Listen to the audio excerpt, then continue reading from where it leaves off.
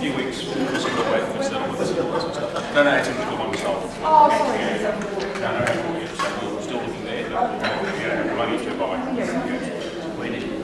So we've been here for about 2.5 years now. I don't know how soon to start, we just didn't know what plans to do. And when I was first came here, I was on a contract, so permanent job now, so it's kind of been, we're rocking we're 800 here I thought, look, I get 600.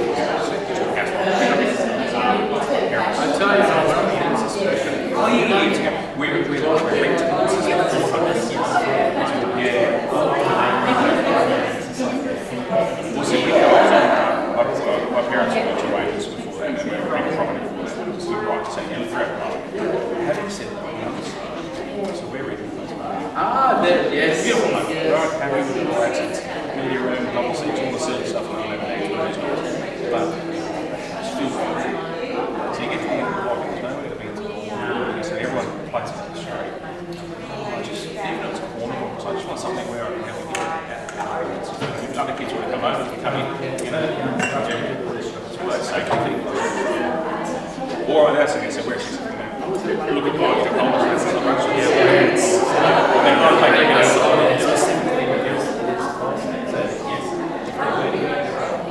no, it's contact. As much as I could. Yeah, the post deal something. I just looking for one thing. I just looking for one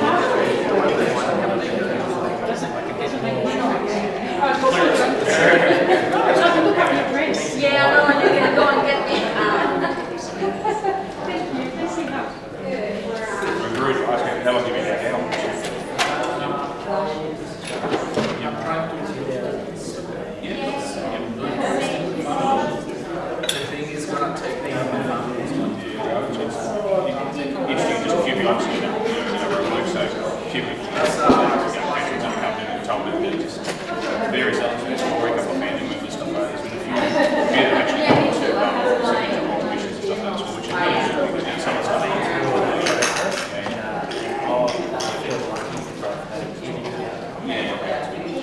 if I had to do it again, I would just do it. so we don't say. There's things on that, yeah.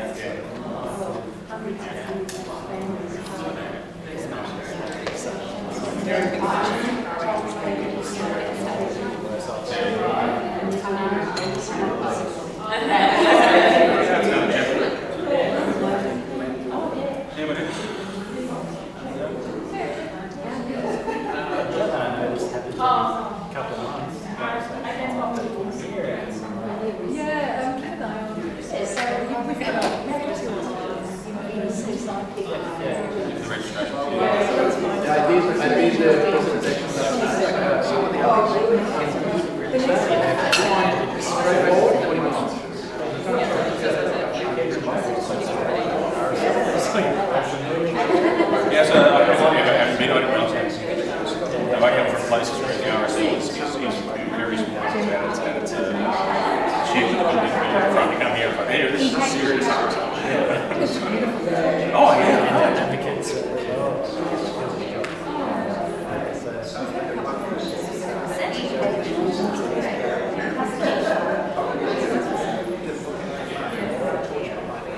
So we've got a sense of some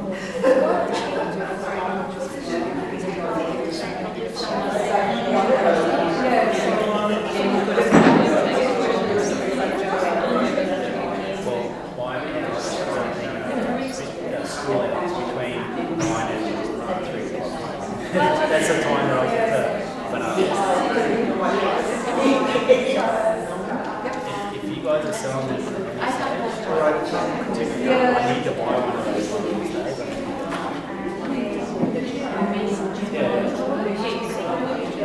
Yeah, I have it. Next time. Is that me? no. Is that 10 times or? Yes. Something about the sign. That's what most jobs. No, it's my, that was my, that's something, so yeah.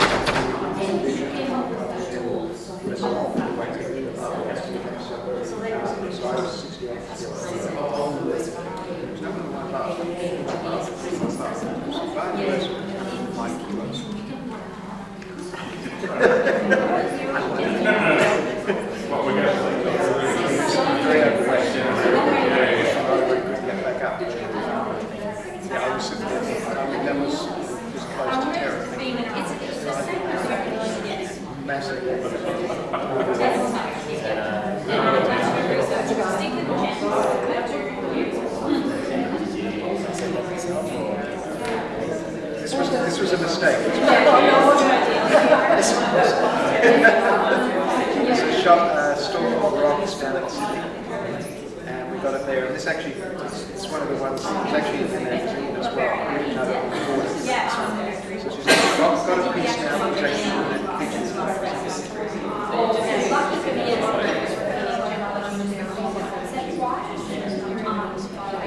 Rocks is a dangerous store.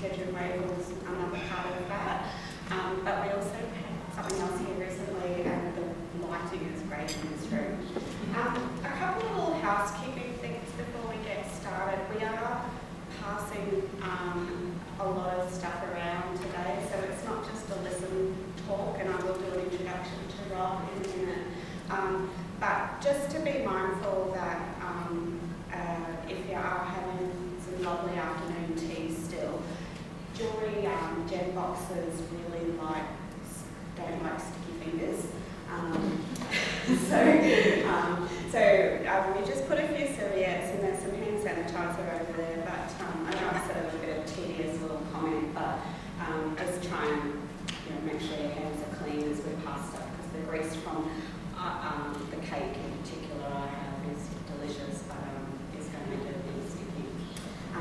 So today we thought we would invite you all along, and thank you to everyone that's been before as well. A lot of hard work behind the scenes from our committee to organise the day, and we've got a special guest with us today, Rodrigo. I first met Rodrigo through our studies when we were both studying geology, and I have a little bio here from Rodrigo, but one thing you'll get out of today is how passionate he is about emeralds, and I think we're really lucky that not only is he going to share his passion with us today, but the show and tell is just amazing. So a little bit about Rod. I believe he's maybe come to Australia about 15 years ago, but before that, he was actually born and raised in the coffee country of Western Colombia. Hence emeralds, but we'll get to that story. And one of the things about Rod's family is they were all very entrepreneurial, and I know Rod, I've known him for a few years now, and he certainly has that entrepreneurial spirit within him as well, so you'll see that today. But when Rod got to Australia, one of the things that he sort of wondered about in his new country is what he was going to do with himself. And he recalled that his grandmother told him to think of the industries that came from Colombia and what Colombia was known for. So, what were these? Well, Rod told Susan that in his grandmother's words in his mind, he gave some thought to 3 industries and products which were his mainly. What's the first one? Coffee. Yeah. But we all drink coffee, and that's a lot of hard work and a lot of infrastructure, and everyone's doing that, so we didn't worry about coffee. What else besides emeralds is Colombia known for? Okay. Risky, maybe illegal, probably dangerous, so you scratched that one, thank goodness. Then we thought, gemstones, and in particular emeralds, and I think we're very grateful for that, Rod. So, Rod says when he thought of emeralds, he felt a leap in his heart that this was a definite business option for him and one that he'd love to explore. And that was a few years ago, and through that passion of gemstones in particular, the mesmerizing green emeralds, Rod has set along the way to build his gemstone business. Not just establishing his networks, his contacts all over the world, mind you, but actually in his knowledge, and I can attest to that. Rod, really slogged it out to do his studies at GAA, the Gemological Association of Australia. He is now a fully fledged gemologist, and we welcome him to the fellowship.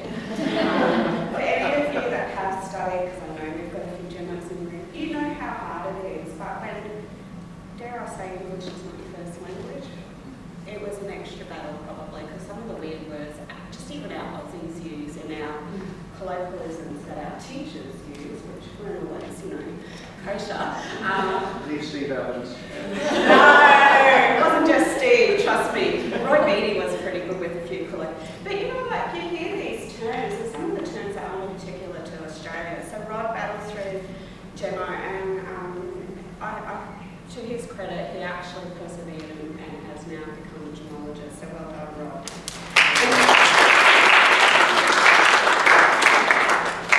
And I like this. One of Rod's objectives is now to educate people in Australia about emeralds.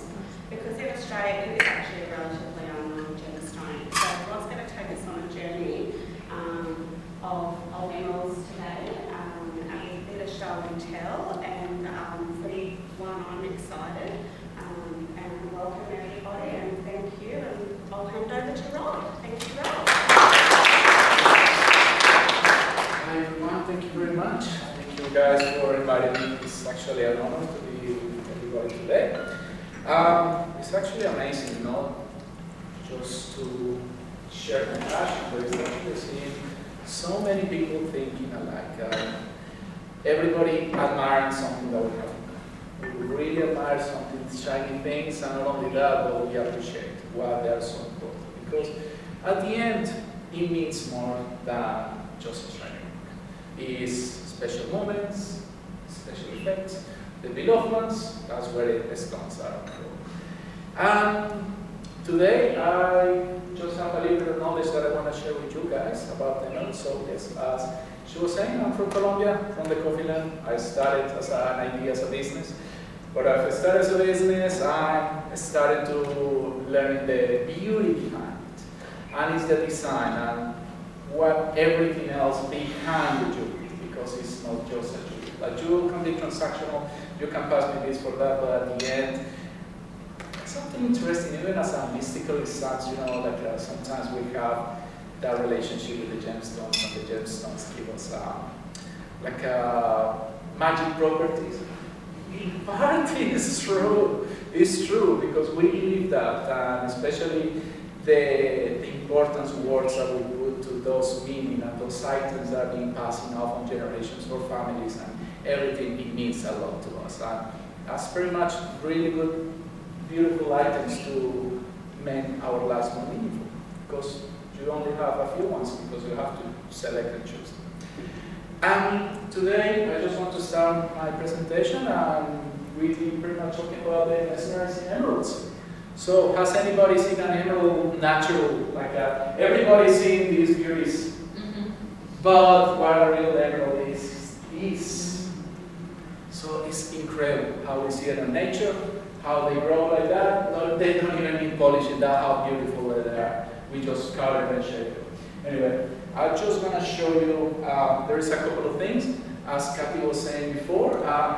One of the things, especially for keep the jewelry shining, is cleaning it, okay? So, for diamonds, for sapphires, for every piece of jewelry that we have, it's important to don't have greasy hands, because we're gonna be touching this displays, and this displays, they love grease.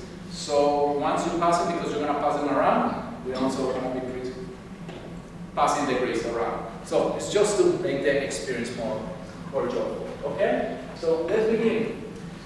My promise today is to you guys basically show them where the emeralds come from, how they are different, and what they make them so beautiful, and what they are so exclusive.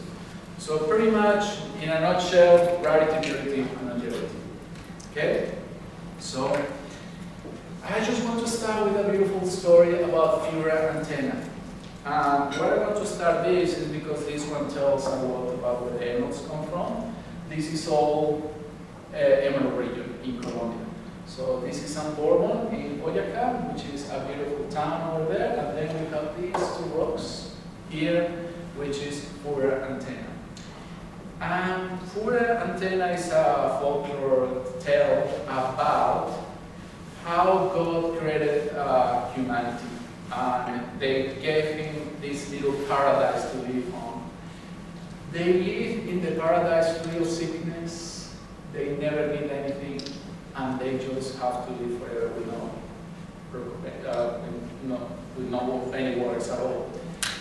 But in the humanity, one of them, especially Fura and Tena, they were a couple together. But as a fate tells, Fura, Tena,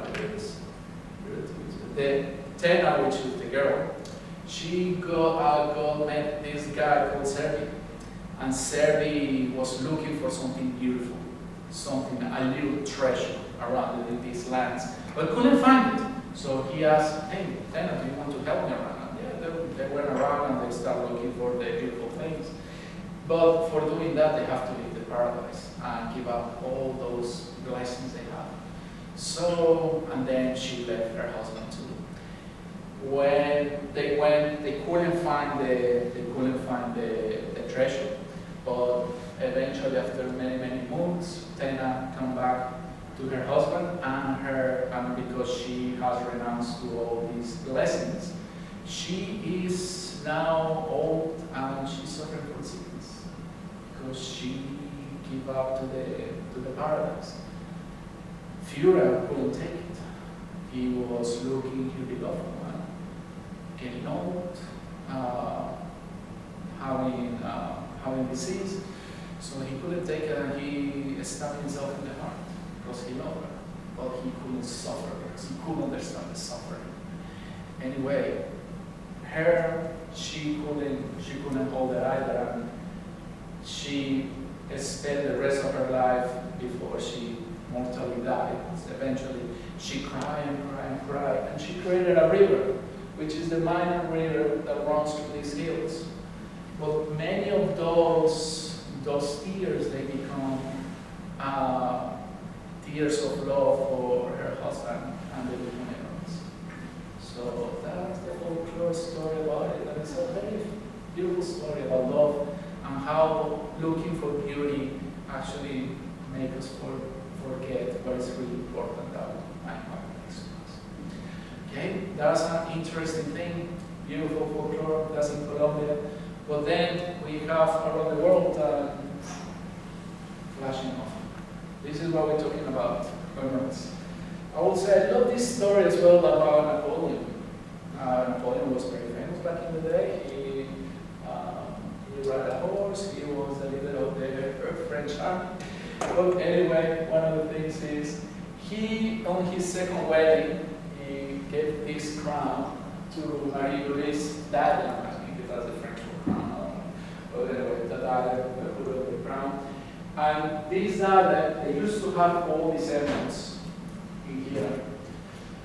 That was the gift for as a wedding present, but when the war strikes over there, he needs to keep financing the war. So one of the good ways to do it was to finance it through selling the emeralds to a very wealthy customer, because our soil became very, very, very difficult to find, especially back in those days.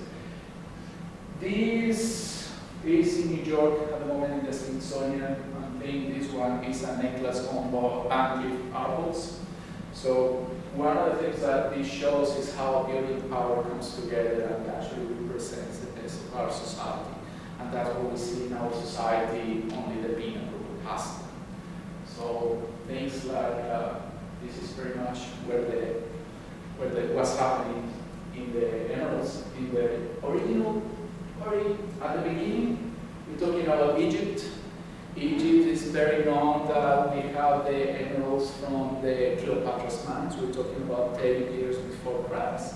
Back in the day was the cool thing, everybody, green rock, everything green. everything green was an emerald. We don't have the gemological tools that we have today, but that's very much what it is. They sold pretty much many of those pieces that were sold here in the Mediterranean. That's pretty much a trade on the Mediterranean back in those days. But everything changed in the 1500s when Spain, with Cristobal Columbus, discovered America. And the conquistadors, they start following the trail of gold. The Dorado legend, who thinks it's a myth? It's actually real. The gold is actually from Colombia, that happens there. But not only they were chasing the gold, they were chasing those beautiful green specks of crystal. It was nowhere because Egypt, it was depleted a long time ago, and there was no green stones or green rocks or green any item as precious as emeralds. And Egypt was like a kind of milky, it's like a milky sort of green. And then comes to Colombia, they have this perfect green, completely shine, the perfect color. They were just going crazy. Never seen something that beautiful. So when this happens, Spain in Colombia, they discovered the emeralds here. And what the Spain did, they start trading with all the Mediterranean, up to the Middle East, up to India. In India, they're faceted and they're very good. So that's why Indians are really good. They've been trading with gemstones for generations. Many of these stones they stay in the Middle East, especially Iran, which is the green. I don't blame them. Green is as close as you can. The green emerald is as close as you see from the blushes of nature.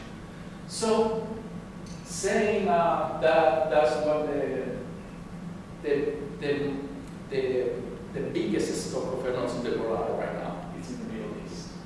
So somebody was asking me as well, why in Australia we don't have many emeralds? Well, this is the reason. Remember back in those days, 1500s, we were in Spain discovered Colombia, but how was the relationship between British Crown and Spain back then? It was very fun. Pretty much they were measuring how big was your cannon.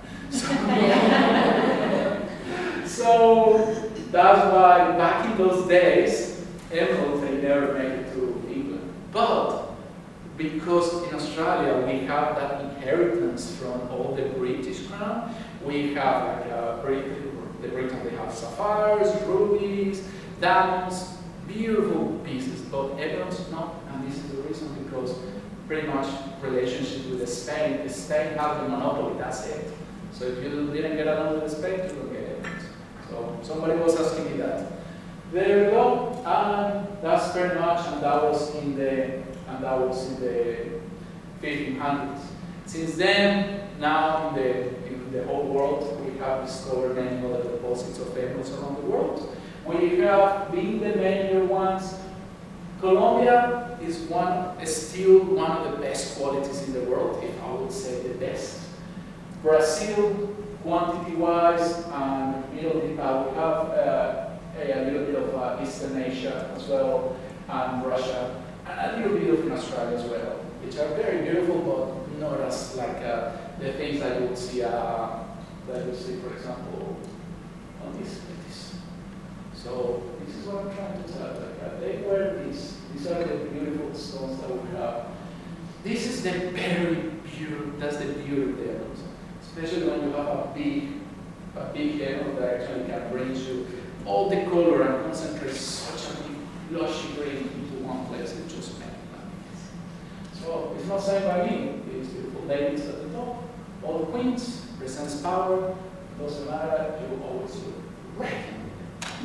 One of the things is now going very far away from the gallery. It's actually just in a magazine right now. Because I'm not too sure this magazine will pass around. And you can see how beautiful this thing is. It's just amazing. Like this is a single piece, but this is how it is so often. It's one piece going around the world looking for a rightful one. Who's gonna be? Who knows? Eventually. Anyway. So one of the things that I want to share with you is now talk about what makes this emerald so special. And it's about perception. Okay? Nature we always admire nature. And if you happens to be a blackbird, as we see it, a common blackbird, and if we see it, we born with our human eyes, we have 3 cones in our eyes, so we can distinguish only like red, green, and blue. Those are the colors that we see. That's what we see here. But imagine if in nature gave us something else, give us an extra cone of ultraviolet. This is how to do it. So that's as interesting. Everything is about perspective, perception. Not everything that we see with our known eyes is what is out there. There's a lot of things that we don't see. And gemstones is actually a good way to tweak that, because the properties of the gemstones, that's what they make them so unique. The stones, they have optical properties that help us to emulate this sort of effect into it. That's why they just stand out than anything else. So this is what I meant with this.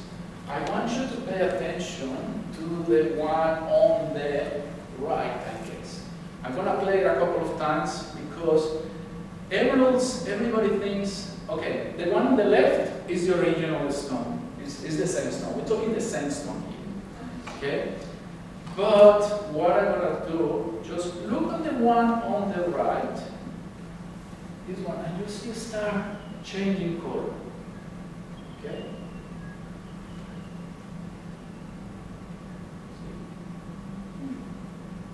What is this?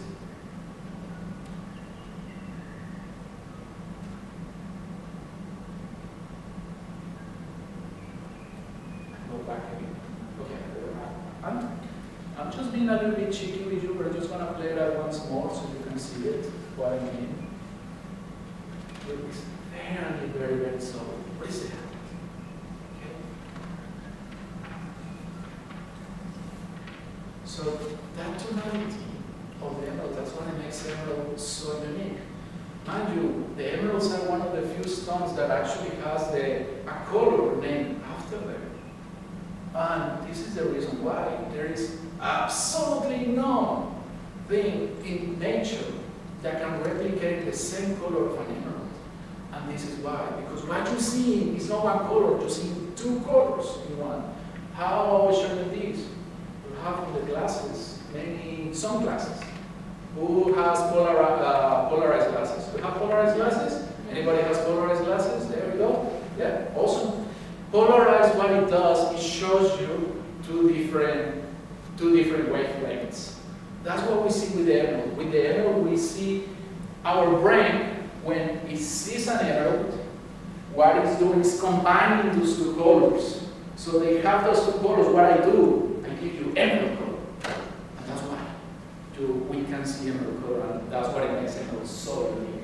And especially from the very high quality emeralds, because high quality emeralds, as we see, they have very interesting color properties. Okay, that's it. So, saying this is pretty much our human view. This is all the gamut of colors we see with our known eyes. This is white, and all the combination of colors we see, daylight. Okay, that's why I asked for this room to have a little bit more light so we can appreciate the beauty of the jets. And it's because of that.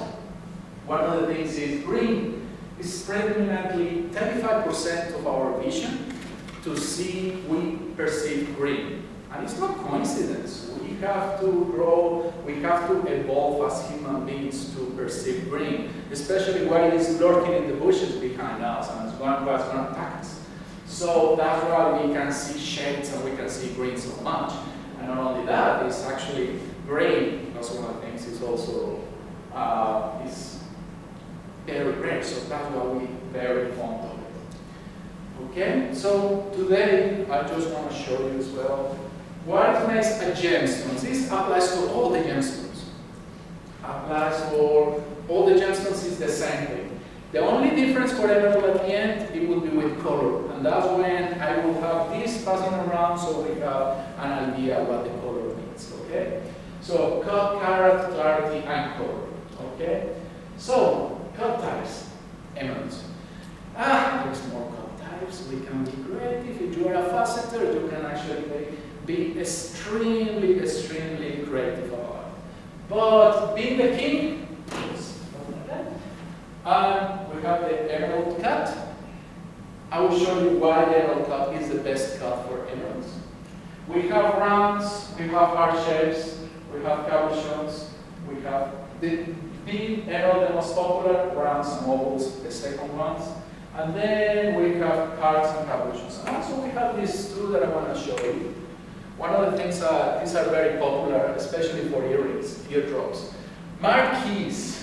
One of the things, marquise is beautiful, lovely. On diamonds, they stand for a long time. But personally, when I deal with marquise, I always tell to the customer, look, these things here, they tend to break here and here. And the reason why is because it's trying to emulate the crystal product, which is the same angle. So they try just to replicate that. That's the why they always want to break. It looks beautiful, don't get me wrong, it's amazing. But if you have like a lot of dots, be extra careful how to say it. That's one of the things I would say. Emeralds, good to have them. Earrings as pendants, amazing. Rings, you have to be very careful, especially don't wear every day. Otherwise, you're going to start tumbling around and you lose all the facets eventually. Okay? So, saying that we have the cut, and what is the cut on a stone?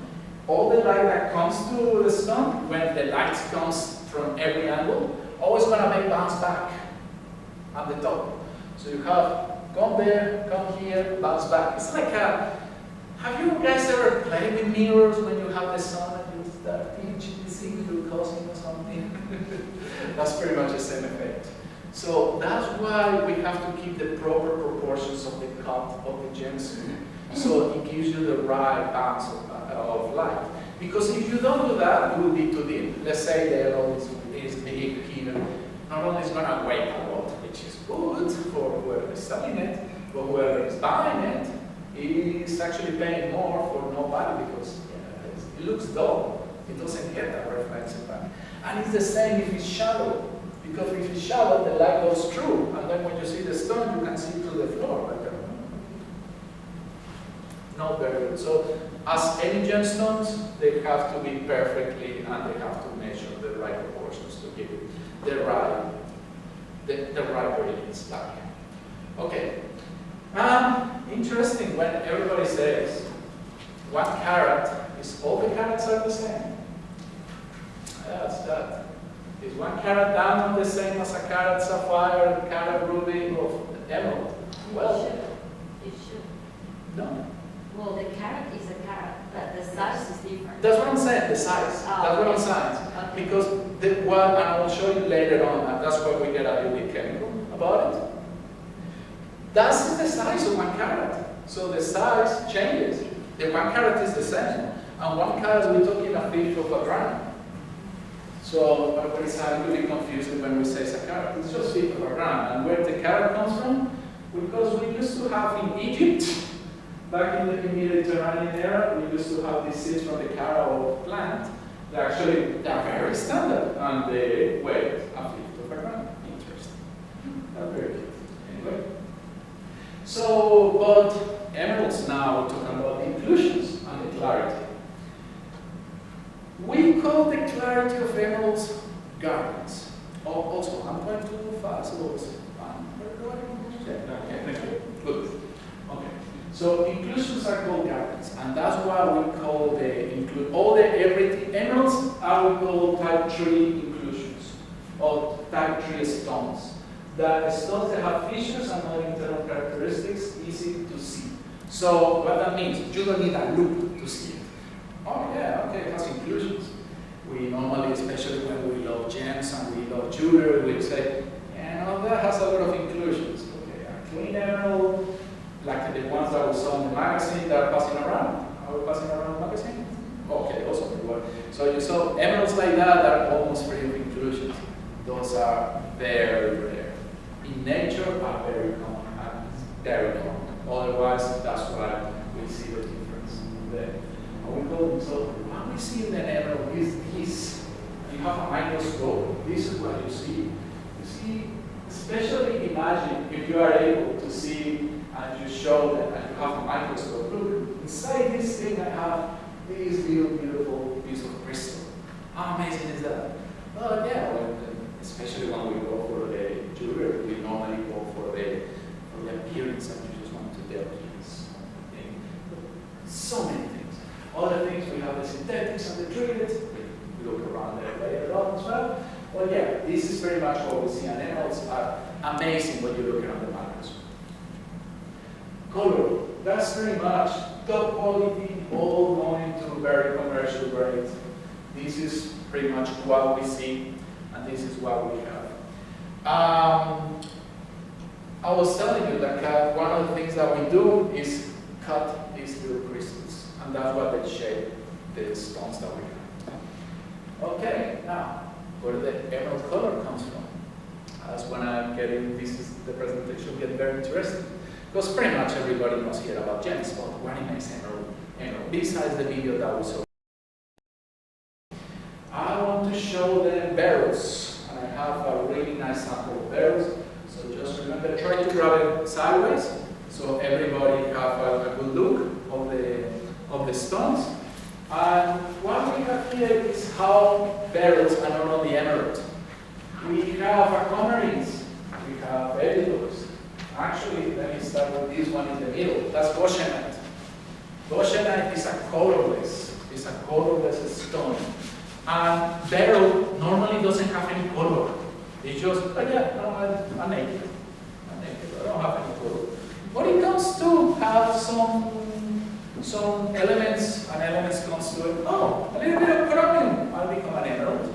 Oh, a little bit of manganese, oh, I become a morganite. Or I have a little bit of iron, I become a beryl, aquamarine. Or if you become another kind of iron, I thought I become an alien.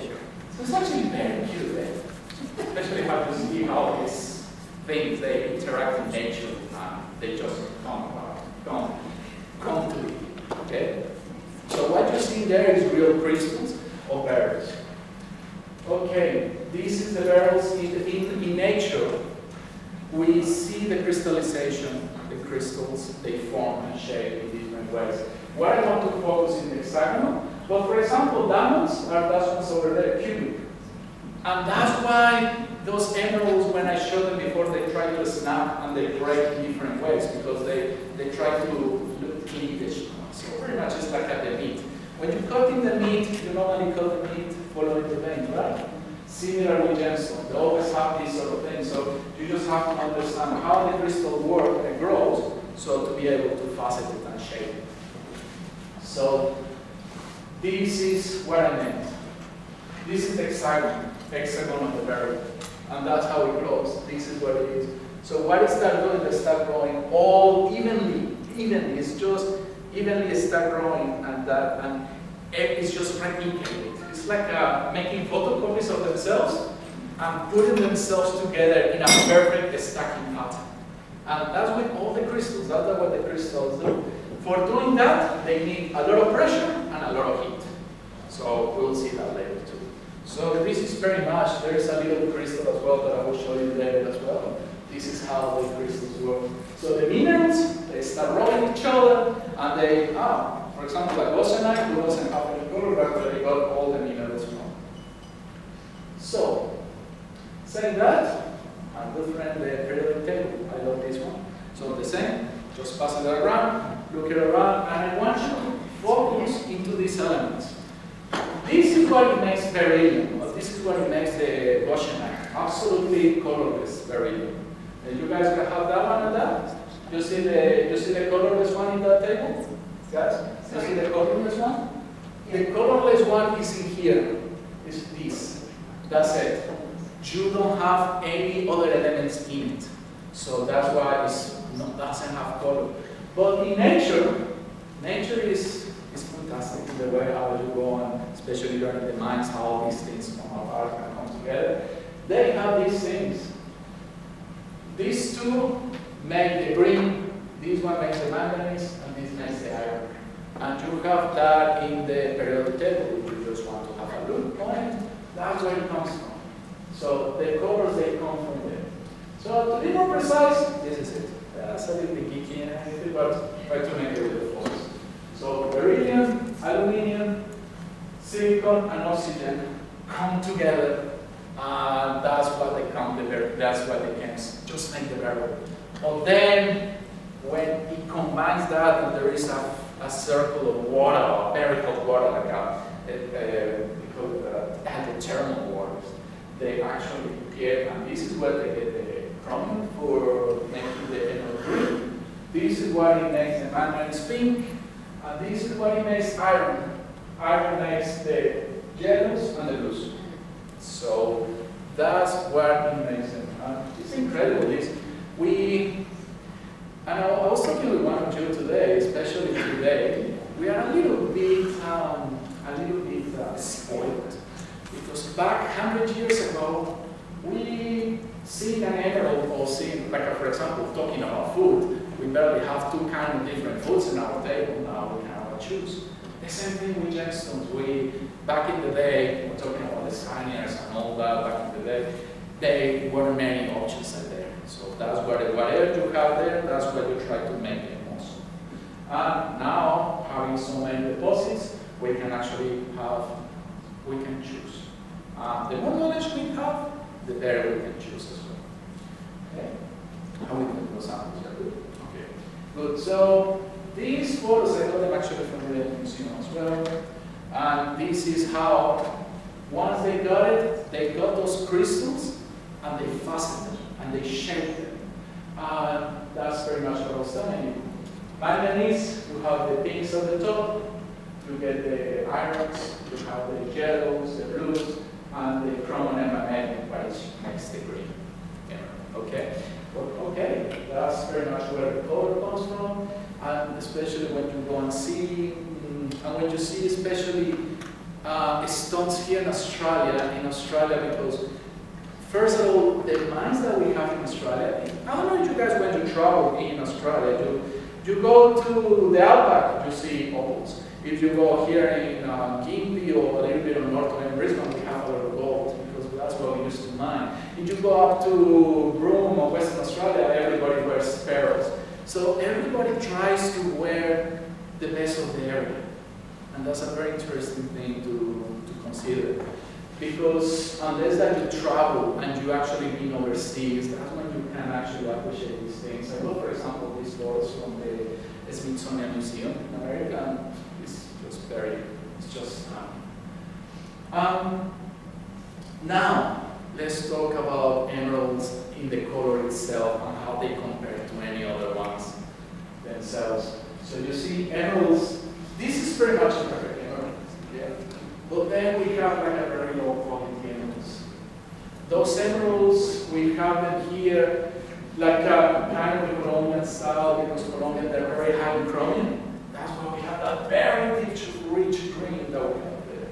And then the more deposits of iron around, because you can have chromium and a little bit of iron, but when you have iron, they start looking more like a hammer than actually an emerald.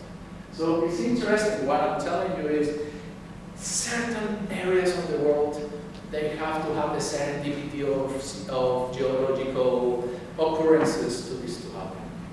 And showing this is very much, this is how a top emerald looks like a low. This is, we call it confer actually because it doesn't have chromium on it. Colombian emeralds like Chibor, which is very rich in chromium, and that we'll see them like the way up there.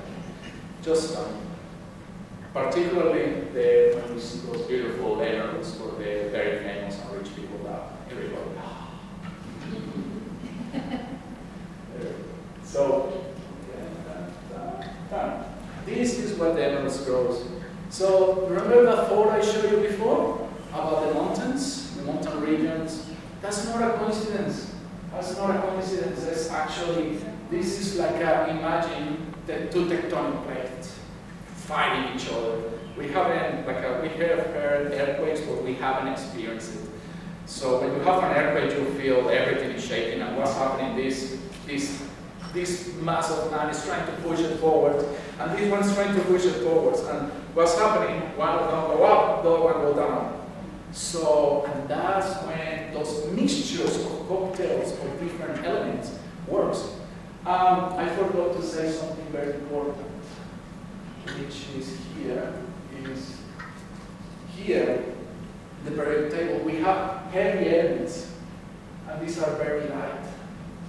So it's like you're sifting through very dense earth and very, very heavy and light earth. But they have to mix together to happen. And this is what happens here, that when this happens, we have exactly that. That's when those two kind of soils meet each other. And because there's so much pressure in between them, they create a lot of heat in between them. And those heat create pockets. And those pockets, see, some of them, they have the colorless barrel. And then when they rub up, this one has iron, has chromium, has vanadium, and this one going up, oh, this one up, this one down, and each in the middle, I create an emerald, and I keep pushing it up. That's why we see these things in mountains. That's why we see it in alluvial or on some rivers. But that's mainly the main one, also the reason that we have to mine them, and we have to get them. It's not because they're a little bit softer than they're hard. They can last for a long time. But you tumble it into a river and put it into a river, the whole thing is just going it's going to run off so badly that it won't be recovered. So that's why we have to mine the emeralds. Emeralds are very long-lasting. Okay. So this is a mine in Colombia. Yeah. So this is the mines in Colombia. This is very much in Chihuahua. So when you go up, this is pretty much what they do. All these are emerald mines. Many of them. One of the things when we do prospecting not only applies for gold, also applies for emeralds. You have to move maybe 2 tons of rock, very hard rock, to get to 1 carat of emerald, and that's not even top quality. So for top quality, it's even more harder and way harder to get up there. How they do it? Well, these poor guys in the middle of the shaft, they go in there and they start blasting the rock as they go. And they just make a little hole, punch it, bang it, 1 meter.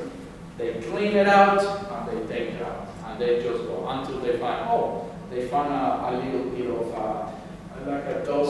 those pockets. They start looking for certain minerals, a mineral that actually is very related to emerald is quartz. So if they look, quartz or calcite, they start looking at the calcite and they follow that vein until they boom, hit the emerald. And when they hit the emerald, they clean all that area.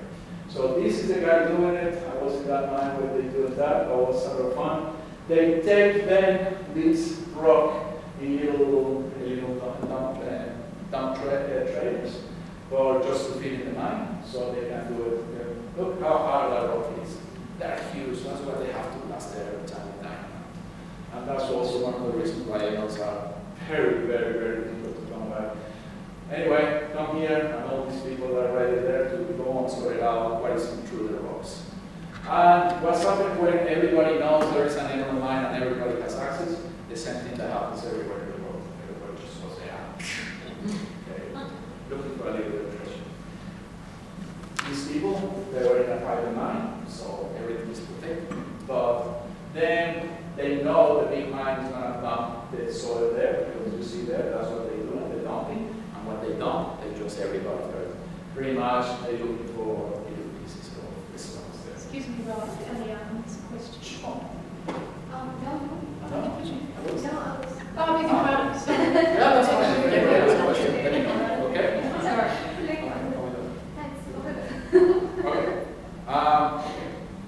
Keep going. There we go. So, origins of emeralds. This is very much what we have, and this is kind of an photo. And that's what I want to show you around. Is past this to look at different kinds of emeralds. Okay. So interesting is actually there's a little face there as well. One of the things as well. So the imitations are coming later, and the naturals, most of them. Okay.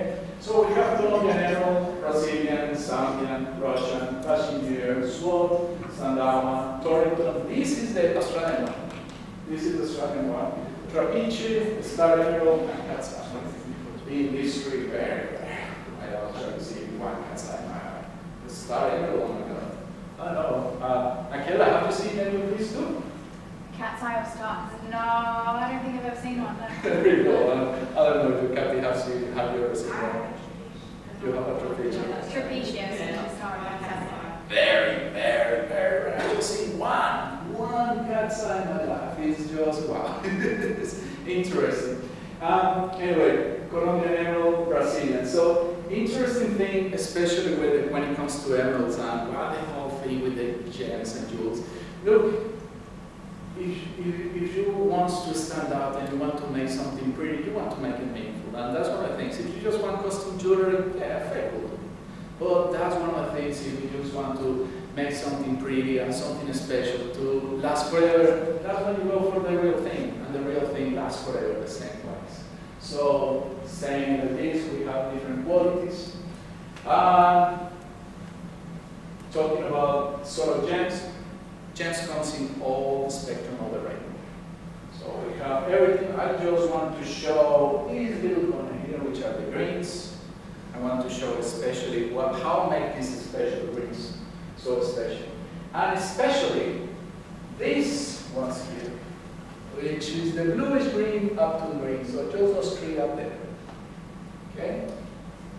So a good emerald is like now we have the seas, but now we have particularities of the color. And the color, we have like a green or bluish green. In the emeralds that you pass in there, there is two very, very, very, very beautiful stones. They look just perfect, and they're with the light, they're just amazing. So that's one of the things you try to, even you can see, and all of them, you can see the difference between what a green looks like when it doesn't have much chromium on it, and when they have like a perfect amount of chromium, when they have too much chromium. So when you try to get for the bluish green, this is the top quality. Top quality bluish green. And then you have the saturation. The saturation is super dark or super light. Super light, yeah, will be bold. Super dark, it will be dull.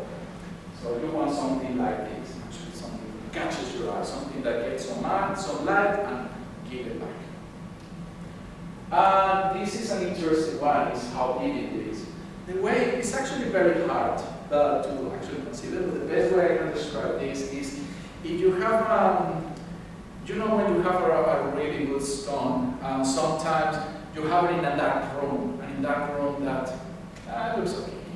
But some of them, you put it in a dark room and grabs a candlelight and reflects it back to you. That's what I said, that's what BB is. BB is, imagine, I put it, it's like having a light inside the stone. Whatever it comes, it just reflects it 10 times. So it just looks amazing, and that's why in the magazine, this is what we have with these sort of stones. Because they just cry for attention. Okay? So Rob, so each of these things essentially then dictates the value of that emerald. Yeah. So that's what the connoisseur is looking for. Yes. One of the things, especially here in Australia, we don't have much access to this. Very, even myself, I've been trading with this and having access to this is hard, very hard. But finding it is what it makes it fun. That's what it makes all these the fun doing it. Because once you have it, now what I want to do, you have to put so much preparation and so much intelligence in every single aspect, because that's why it becomes a jewel. Because you just want to make something very, very unique. So, as you say, yes, in Australia we have emeralds, especially natural emeralds, but we don't see the good quality. There's sometimes, especially in Brisbane, not so much. But you see, Sydney has some, Melbourne has some good quality, especially the very luxurious jewelry shops. For example, Castle Reef in Sydney. You have in the middle and the seats on the town in Melbourne as well. They have these. People love to wear this. It's just look, but where we ever see them, it's not very common. It's very, very difficult. Very difficult, especially the good quality ones. because we never see them. It's actually some friends in here who only talking with you today. We've never seen this stuff. We never lived. Uncommon emeralds, we're talking about this. The cat's eye and the trapeze. So what are these? Okay, cat's eye is an interesting because it's a effect. Actually, well, okay, it's inclusions. What makes that a cat's effect is an inclusion. It's horizontal inclusions. But what happened, we cut it in this way. And because when we cut it, the light bounced it and it gave us the light spread like that. So that gives you the cat's effect. Similar to the star effect. And the trapeze is a crystal that grows, and then also you have different growths like that. They call it trapeze because in Colombia they have something, the sugar mills. And the sugar mills, they have the wheels of the sugar mill exactly look like that. You have the axle of the wheel, and you have exactly the cogs of the wheel. So that's why they call it trapeze. And actually, it's funny because now you see a trapeze as a trapeze fire or other stones, and it comes from this. So it's actually interesting that Emerald brings that nominations to another stones. So does trapeze translate to another? No, trapeze is that. It's the wheel. That's what it's called. That's what it is. It's the cog wheel. It's like you know, for example, especially with emeralds, especially in Brazil, they have the sugar loaf as a cut. That word comes from a big mountain in Brazil. It's called the sugar loaf Mario. And that's why that cut is look, because it looks resembles a thing. It's the same thing. It's like, oh, that looks like that. I'll call it like that. Interesting. It's very interesting basis.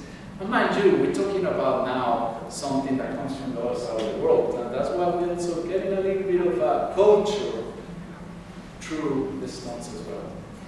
Okay. Now, long lasting, what makes the emeralds like this? This is what we have with with different gems and when making jewelry. This is very important to consider. Especially emerald, even though it's hard, it's not that hard and it will take a lot of punching, especially on rings. If you have a ring, I strongly recommend that we use it only for special occasions because if you wear it very often, it tends to run the edges. For example, sapphire, ruby, diamond, and topaz were way harder. Emeralds shows here. And that's why emerald for earrings and pendants makes an absolute key. It's just amazing. And that's one of the things that you always see on the famous people. You mostly see them on pendants and on earrings. Mind you, here in Australia, we love rings. That's pretty much everything goes into a ring. I really love our rings. It's amazing. It can be done. Something that I recommend is the setting. Try to protect the emerald, especially if it's a marquise. Try to protect them with a bezel setting around just to make it lasting longer. Okay. So that's why it makes them. So be careful about them.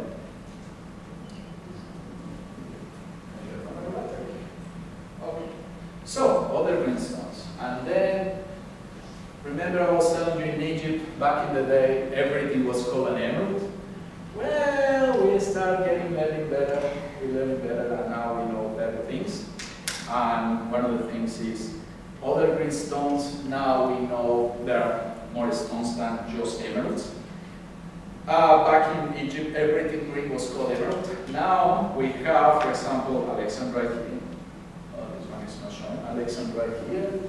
Green outside, saurite, dental garnet, we have tourmaline, we have peridot, we have jadeite, green circles. So I'm just showing you as well a case with the instance as well of green stones. And you saw the green emeralds before as well. Actually, if you, can I grab this one? And you take those two together and just look at them together and you can see the difference of the green. There is nothing even close to the emerald green.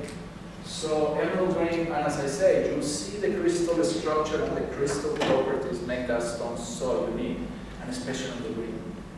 And that's why it comes so.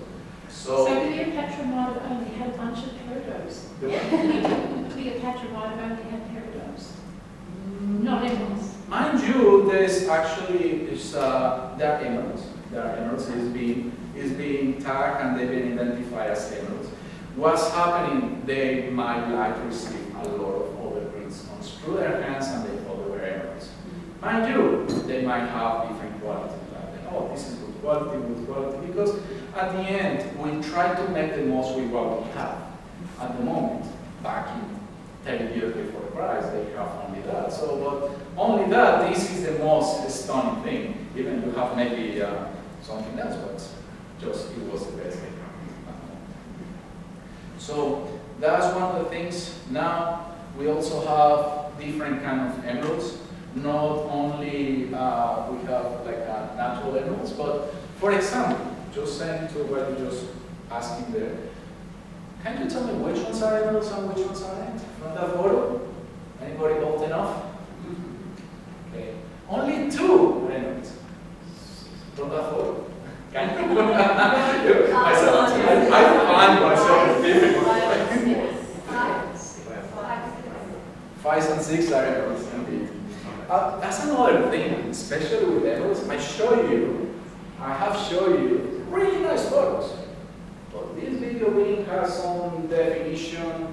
This table takes some definition. Our eyes takes another definition. For what you see in there is 100 times better than what you see here. That's why I brought you some samples and I want you to see it just to see how different it is. So yes, number 6 and number 5. Everything else is quartz. So what is up here?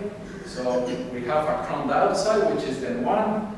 We have a green quartz, which is the 2. A green tourmaline, which is the 3. The 4th is a lab-created emerald, which is an emerald, but it's synthetic. Number 5 is an emerald from Africa. Number 6 is a Colombian emerald. And number 7 is a saffron. Very different rings, very, very different. And that's why I want you, so when you look at them together, you can see the differences straight away. Because that's how you tell the differences, when you have something to compare it against. Otherwise, it's very hard. Okay? So, I'm saying this. Emeralds as synthetics, they look exactly like the natural ones. There's no difference. There is only 2 tests. There is a couple of tests that you can do. But if somebody gives me in a mine and somebody gives me like that, unless that I do for the test, I cannot tell if it's synthetic or natural because they look exactly like it. Only a very professional eye it can determine. Okay, this is the right one. That's why we have evaluators who can tell us. Okay, this is because that's why they're specializing. They say no, this is natural, this is not, this has some treatment on it, and that's why we can buy it. And that because it's very, very, very difficult to tell them apart. Okay? And that's because in synthetics we have 2 kinds, hydrothermal flux and glass. I don't know, I have this joke among my friends, look, so I got a Heineken for you, take another. Yeah, actually, I have friends in the lapidary club. They got, and for practicing, cutting the glass out of bottles, and they turn out beautiful stones.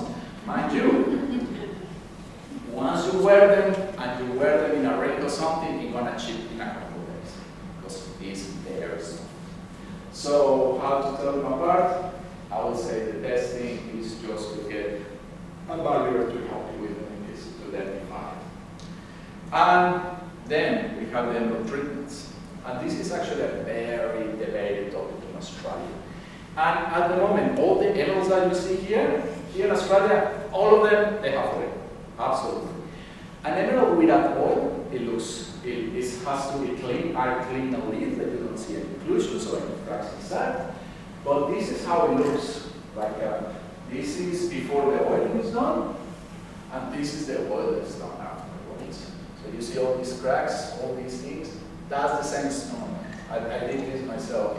And this is how it looks after the oil. So they disappear, they still shows them, because what I was trying to show them, I forgot, but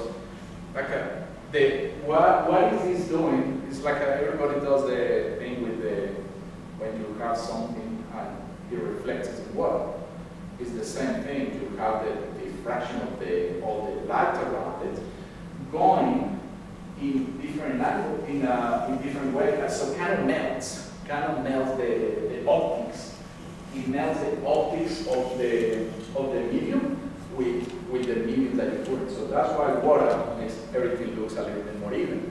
The same with the oil. That's why they use oil for emeralds.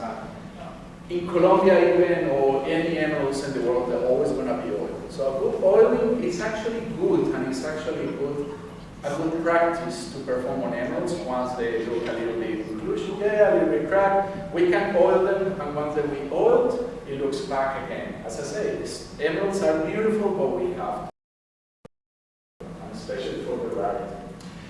The other things that are very controversial are glues and dyes. So oil, everybody says, yeah, no, it has treatment, that's one of the things. But an emerald without treatment, it will be extremely expensive, to the point that I have emeralds with no treatment up to $50,000 per 1 gram. With no treatment, that has to be very. Glues and epoxy. So one of the things, oil and glues and epoxy is very similar to the oil. What they do is, instead of oil, they put it in something similar like a super glue. Very, very similar, and they shove it into the cracks, so the cracks disappear, you don't see it. The thing is, especially after some years, maybe 10 years, the epoxy is gonna start becoming yellow. It's gonna change the appearance on it. So yeah, I just don't like that. The other thing, especially when you wear it, the stones start getting rough edges and everything. And what you're gonna do, you're gonna take it to the faceter to repolish the stone. And when they repolish the stone and it has glue on it, the bond is so hard. When they put it in the lab, in the faceting lab, which is a lab, a circle, just spinning very, very fast, and I put it, as soon as they touch the glue, it will bring all the glue with the stone. You have 2 stones, and the thing is worthless.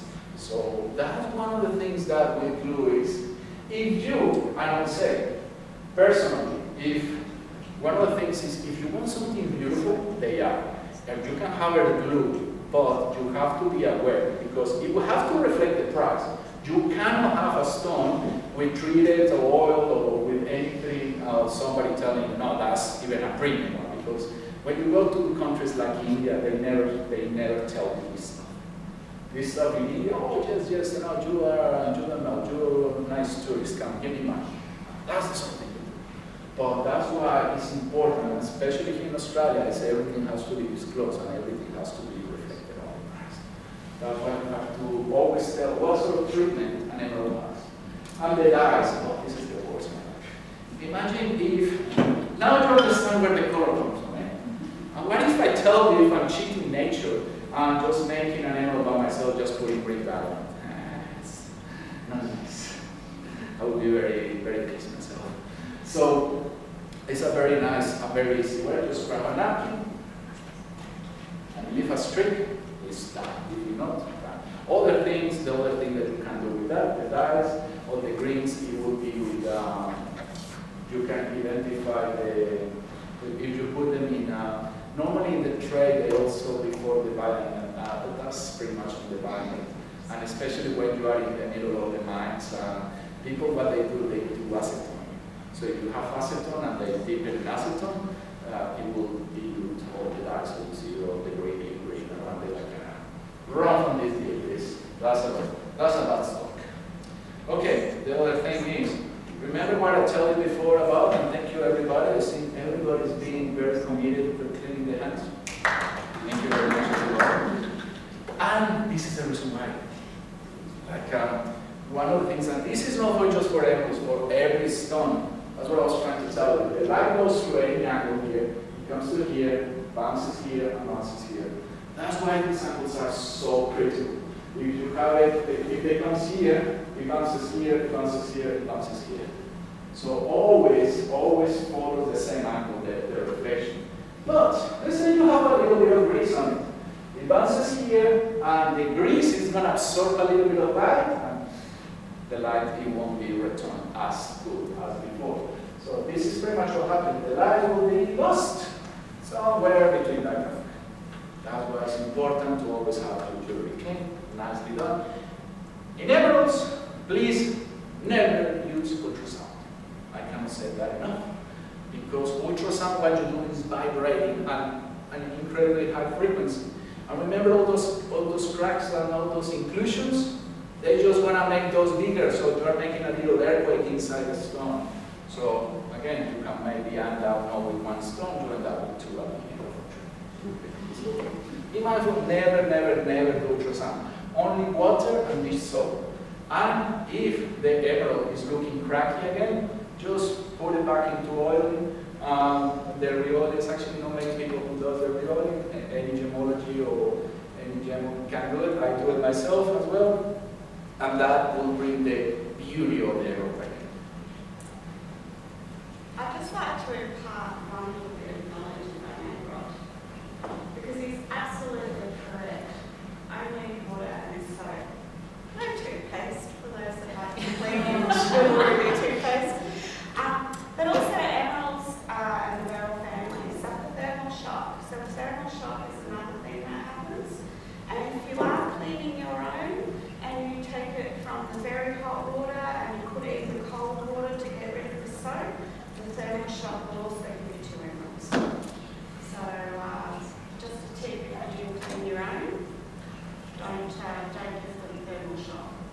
That's very true. One of the things adding to what you say is emeralds are created in hydrothermal conditions, and the heat needed to do an emerald is not much. We're talking 300 degrees, pretty much lower can do that. So if you put a lot of heat into the emerald, let's say there is actually the gemology test. We have what you done, for example, on the jewelers, you shouldn't put the blowtorch on it. Because when you do that, what's happening? Remember the formula I gave you before? Aluminium, beryllium, CO. CO is glass. So if you put a lot of heat, what's happening? The emerald will become glass. So you actually is interested in the way how it has crystallized will become like that. So it's actually out of an emerald. And it just needs 300 degrees to actually happen in nature. So, I have a question. If the emerald is oil and washing in water and soap, will over time the oil gets? over time, yes, over time. But that's what the oils, they have to have meet very particular conditions. It has to be very dense. It has to be very dense. First of all, it has to be on the same refractive index. So you see the oil, the one that we saw before?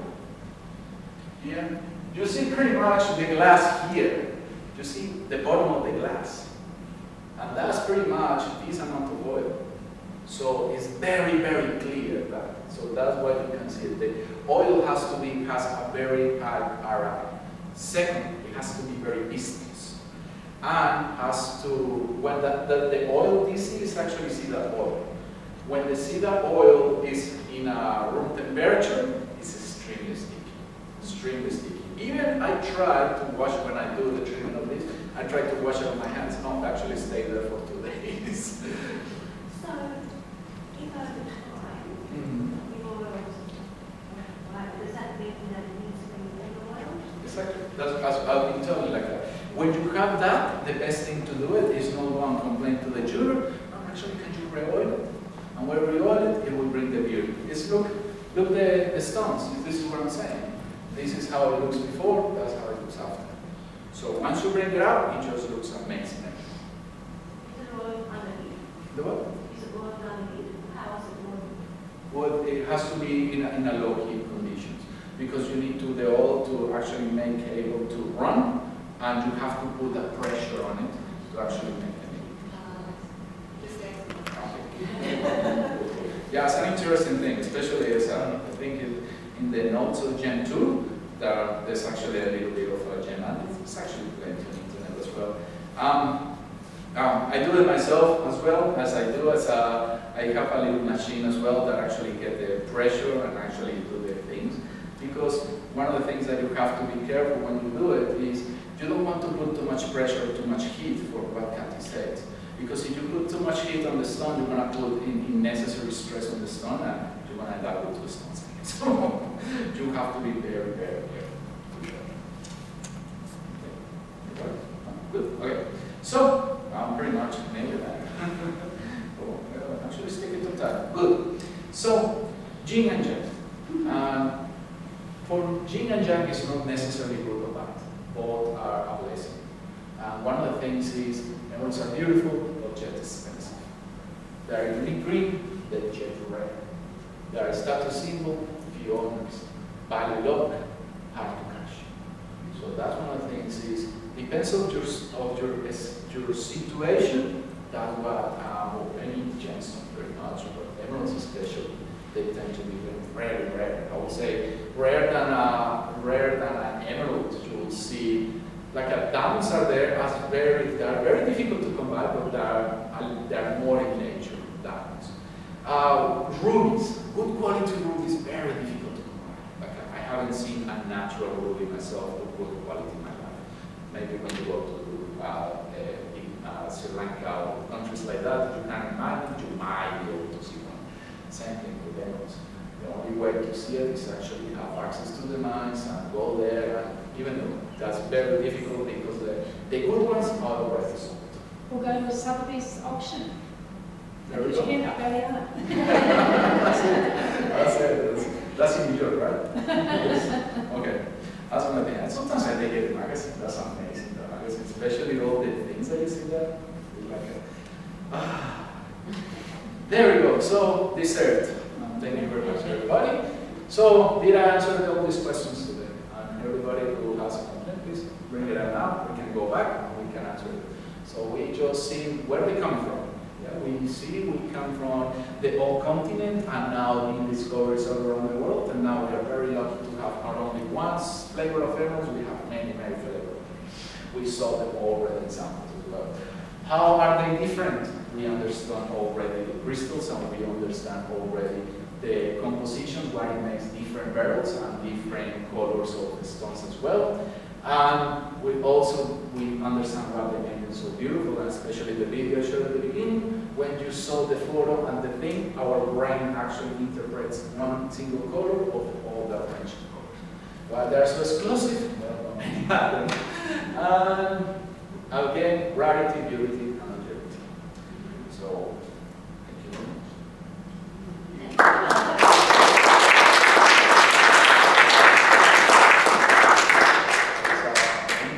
Questions? Did we answer them all? Yes. If I can just comment, where you had the box of the other greenstones and the emeralds, the colour just pops. You can say why it's emerald green. Yeah, that's a great example. And that's one of the things that we want to bring it here, and especially here in Australia. This is especially.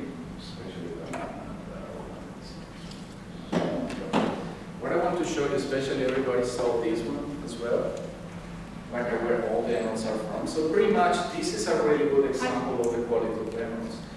The ones at the bottom, they're the African emeralds. So they have iron, and because have iron, that's to have that double thing. Don't get me wrong, they're beautiful by itself, and especially if you put your torch on top of it, they're stunning. But when you put it to a comparison to the Colombian emeralds, where only chromium, because you have no iron on it, that's why they look so bright, and that's one difference that makes them, and that's what you see pretty much in other pieces, you see emeralds like that. So yeah, it's just stunning. Any other questions? When they're mining and they're blasting as they go through to get to the pockets, how many would they lose because they've gone too far with their blasting and they shatter their stones? Very good question. Yes, I did ask myself in the mines as well. So when you have that, you have the blasting on it. They do, and because they have similar to the ultrasound, many of those they tend to shatter because the blast is. Look at that. That's actually that rock that we see in there. That rock is. How you call it? It's super hard. I forgot the name of it, but it's very hard. You cannot have with a pickaxe or with a jackhammer, you cannot get through it. That's why you have to blast as you go through. And every time that you blast it, you create a lot of pressure, and many of those emeralds actually cracked it because the vibration is so much that many of them crack. So even to survive that is even a miracle. So how did they actually mine them in the 1500s?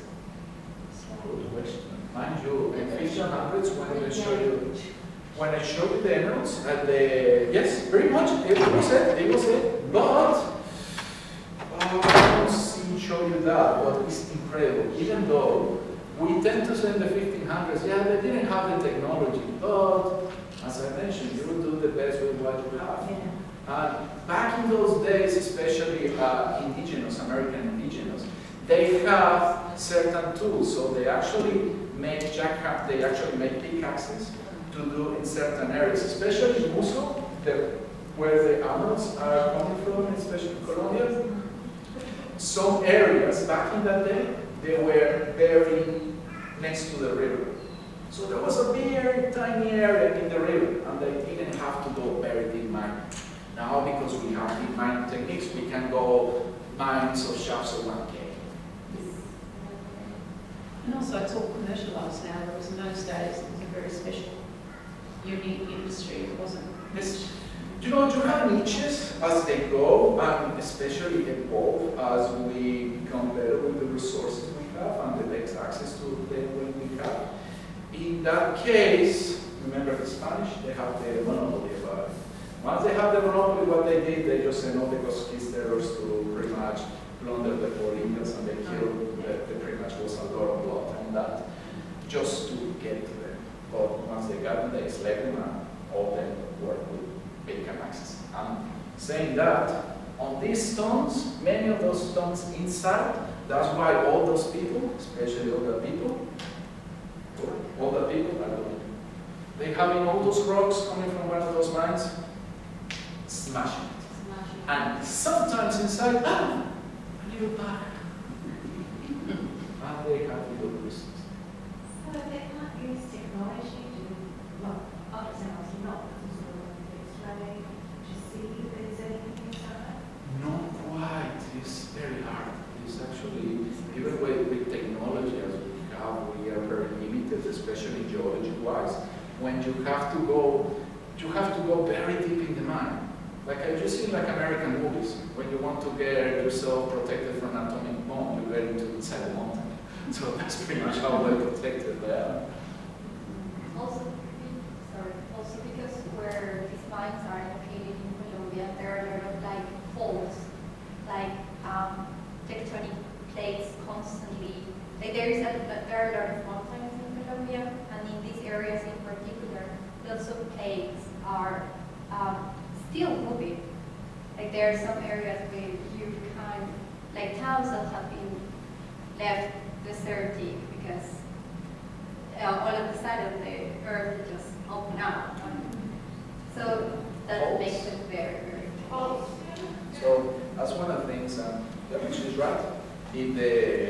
Especially on these mountains, what you see here, especially growing up in Colombia, you will feel earthquakes out of the blue. Where is this coming from?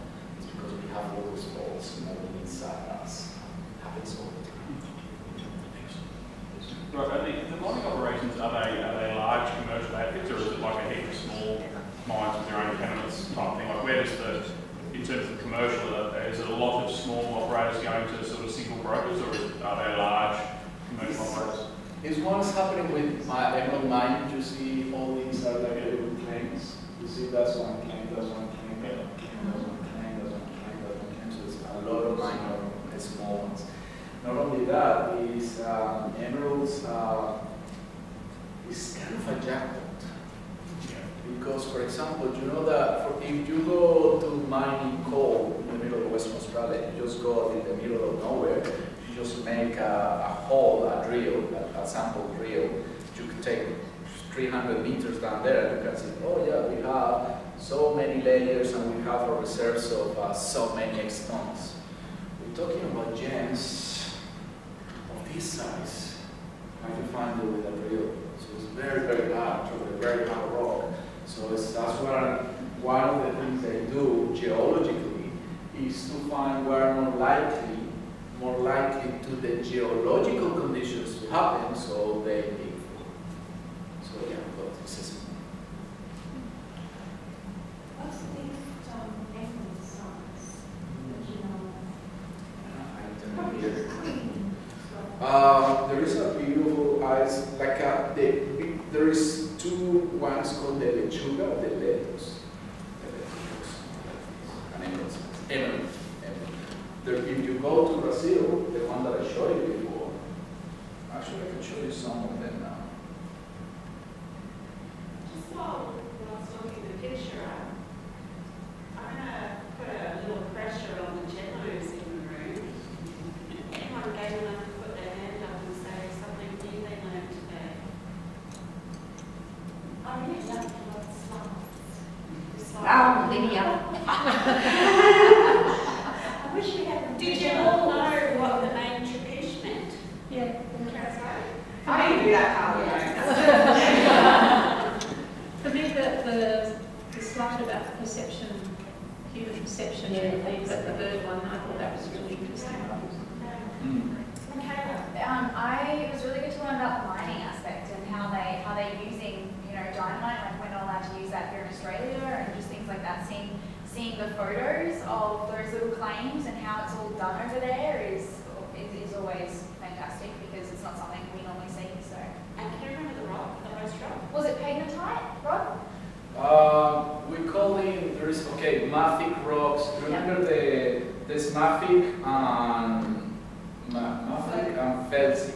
Yeah, Mafic and felsic. So yes, but there is some pegmatites and also how you call pegmatites, and there is the metamorphic rocks. When they meet together, they have to meet. So it's contact metamorphism, isn't it? Yes. Yes. And that's why they had the thermals, especially because that's in those mountain regions, because it's so unstable, there are so many shapes all the time, there is geological things happening. Okay, mind you, all this is happening over millions of years in the past, so it's been happening, so that happens before.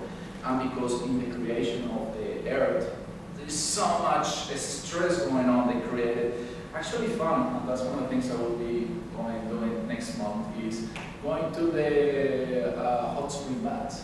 Because in the mountains you have hot springs baths, and that's actually pretty cool because you have all the mountain, and that gets the water goes down, get hit by the magma, and then goes up in a hydrothermal, which is amazing. An actual rock, that's your homework to tell us what it was. The actual rock. Yeah. I would guess it's pegmatite, but Well, that's the actual rock. Yeah, what kind of actual? Yeah. I have to find out. That's your homework. All right. Geologist. While Rod's looking that up, I guess, we have been very privileged to hear about this, and I overheard a little conversation earlier, and I think by default we all now want to tour Rod. So, I know some people recently did maybe their second or third gym tour overseas, but what are you taking us? I'm planning, I've been done this before, and I was saying I took the Olympics team already, so they weren't with me already, and I took them to all see all these mines already. I just try to organize it. The thing is, because you want to do it, if you are going all around the world just to make this far, you just want to make something worth it. So I'm trying to make it with Tucson at the same time, so you stop in America, and then you go down to Colombia, and then I can show you the mines. Because I get you in the mines exactly like... I think I need to retire so I can go through these tours. That's the sort of thing. It's like, mind you, I don't know if after Tucson you're going to have any money left. Maybe the opposite, go to Colombia first and then all the way back. It's one of the things that what makes this trip so difficult is because Tucson is in February.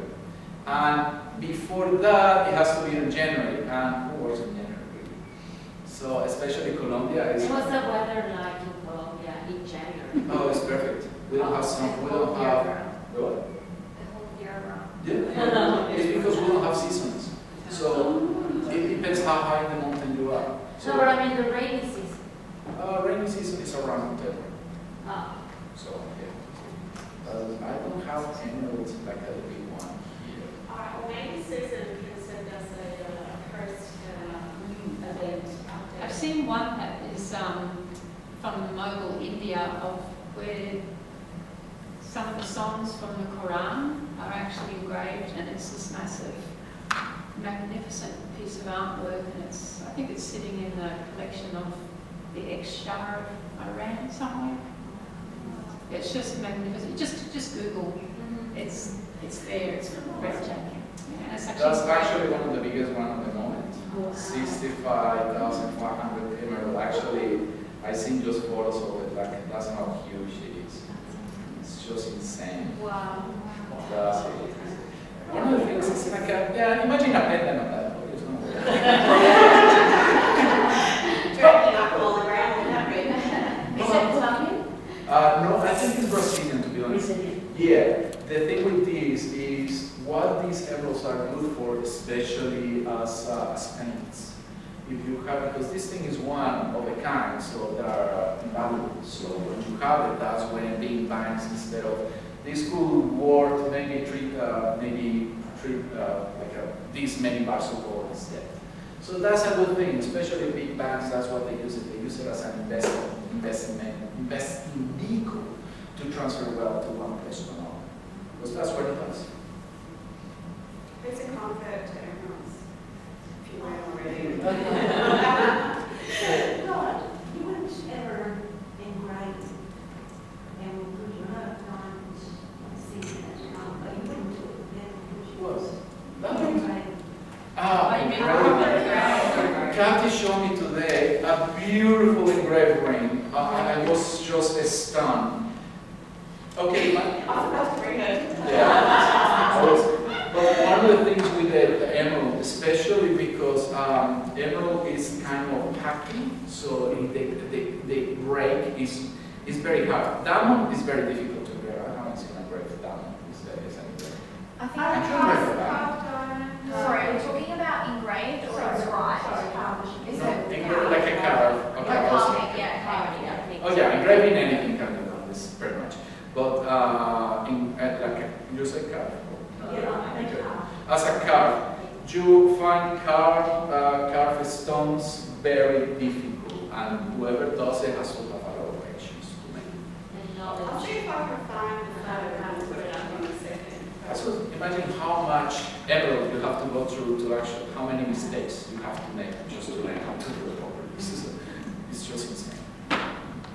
I guess what I will do though is we'll wrap up the formality because I think we all have lots of questions and chatting and mingling, and if we've got any room for any more cake or scones, there's a couple there.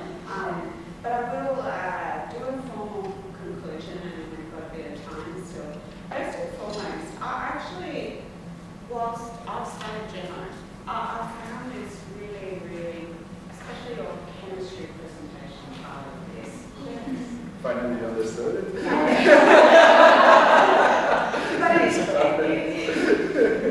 But you know, like, we have all this information to be able to consolidate it into a short presentation and actually give everybody a bit of a touch point on all this information that astronomers have to study is very difficult. And I actually commend you on pulling that all together. I have a little thank you here. Do you want to show everyone the cup? I was just going to say, because I know what the thank you gift is, and whilst it just happened to seem appropriate, look what's on the cover. So on behalf of all of us, thank you so much for sharing so much of your knowledge and your passion. I've never seen chemistry presented with so much passion. Well, I've never understood it. That's what I mean. And there is so much to understand